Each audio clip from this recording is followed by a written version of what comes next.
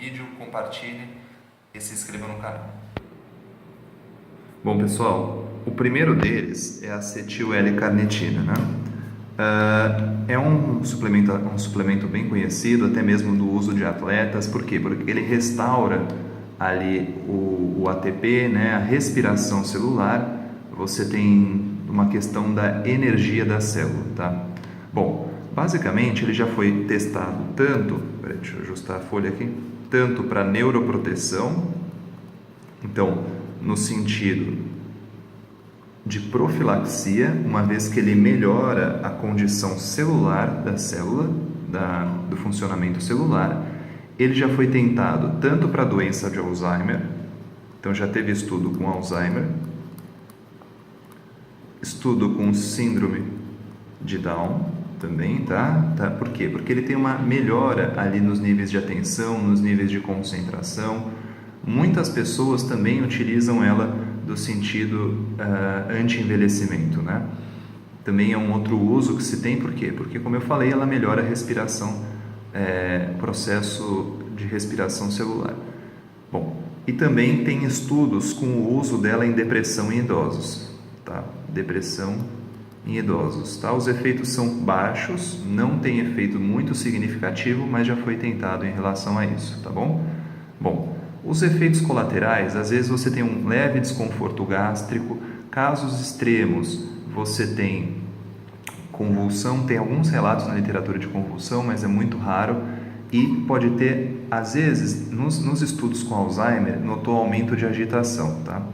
Nos pacientes com Alzheimer, tá? Lógico que é uma condição extrema, o Alzheimer, mas os estudos demonstram isso, tá? Bom, algumas coisas tem que tomar cuidado.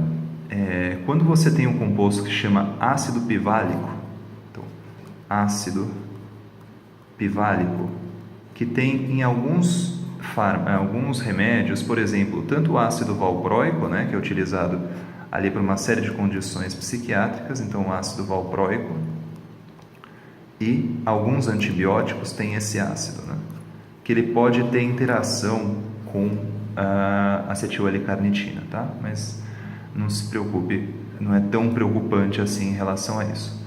Bom, as dosagens mais seguras são de 500 miligramas até 2 gramas ao dia, tá?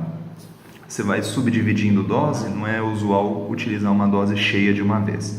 Lembra que a acetil L-carnitina ela é encontrada normalmente ali em leite, em carne, só que ela é em muito pequena quantidade, tá bom?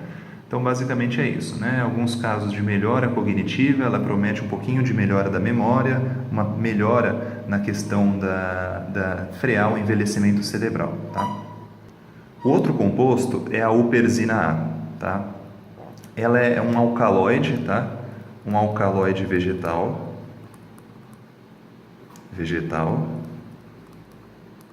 tá? De uma árvore, de um arbusto, alguma coisa chinesa, né? De uma planta chinesa. Bom, também ela já foi testada para várias questões relacionadas à memória e relacionada ao envelhecimento. Então, já teve estudo com doença de Alzheimer e também com déficit cognitivo, né? Com aquelas pessoas que têm perda de memória, tá?